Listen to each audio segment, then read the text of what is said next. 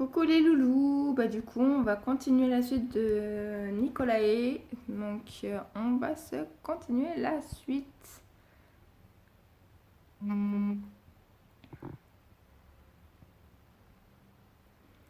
Mais, à nouveau, le contact avec sa peau provoque en moi comme une sensation de rejet. Elle est tellement glacée.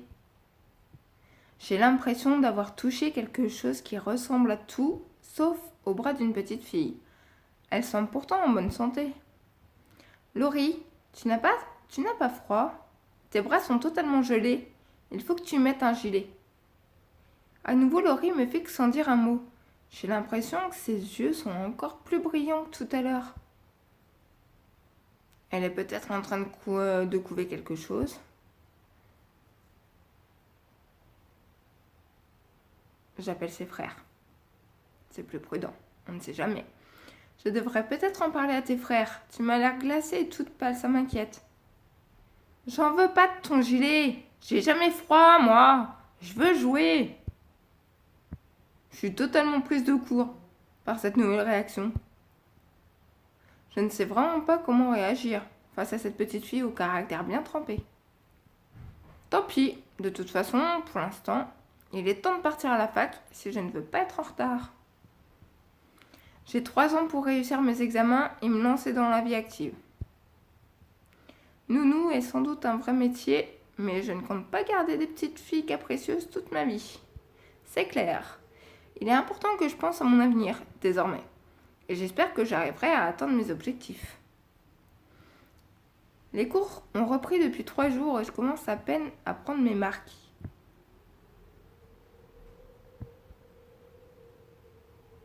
Pour l'instant, je n'ai pas encore rencontré beaucoup de monde sur le campus. Je suis quelqu'un d'ouvert et j'adore faire de nouvelles connaissances et rencontrer des personnes différentes. J'aime les échanges et la nouveauté.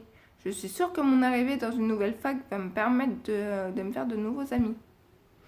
Je débarrasse la table en vitesse, puis je remonte dans ma chambre pour récupérer mes affaires, avant de filer au campus. Dans l'escalier, je croise alors un jeune homme que je n'ai encore jamais vu dans cette maison. J'ai le sentiment de me retrouver face à une apparition à la peau très blanche, presque diaphane.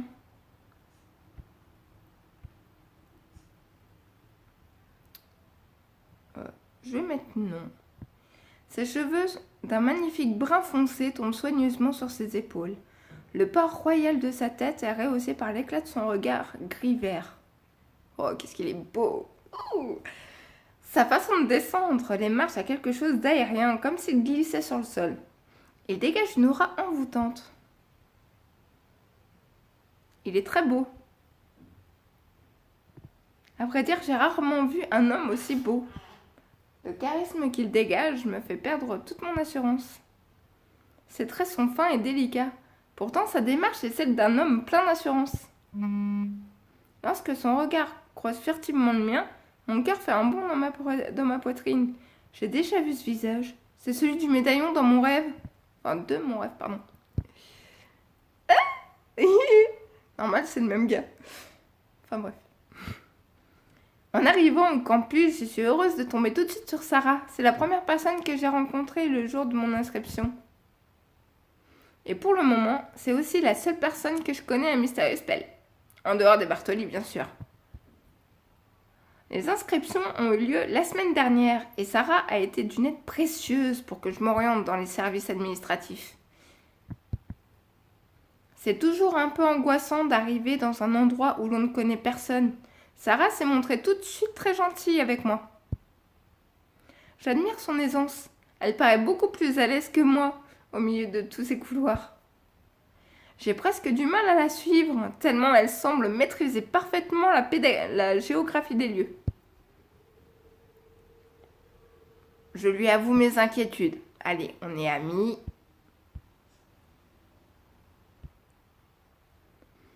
C'est notre nouvelle amie, donc on lui avoue les inquiétudes. Jusqu'à maintenant, je me suis jamais retrouvée dans un établissement aussi grand, avec autant de portes et autant de couloirs. C'est sûr que ça doit être impressionnant. Tu sais, Sarah, je me sens un peu perdue au milieu de tout ça. J'ai du mal à m'y habituer. Tu vas voir, ce n'est pas compliqué de s'y retrouver. Toutes les salles qui commencent par le chiffre, je ne sais pas si c'est un 1 ou un I. On va dire que c'est un 1. Sont au premier. Et les salles qui commencent par un 2, ouais c'est ça, c'était un 1. Donc, et les salles qui commencent par un 2, c'est pour le deuxième étage. Exactement. Tu vois que tu comprends vite. Sarah part dans un grand éclat de rire et je ne peux que constater qu'elle a vraiment beaucoup de charme.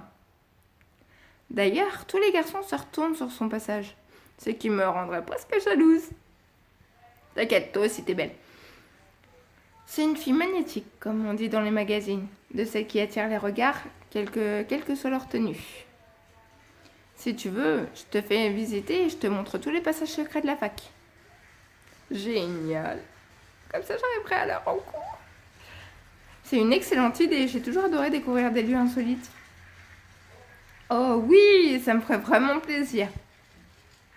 Tu vas voir. Tu vas très vite prendre tes repères et la fac n'aura bientôt plus aucun secret pour toi.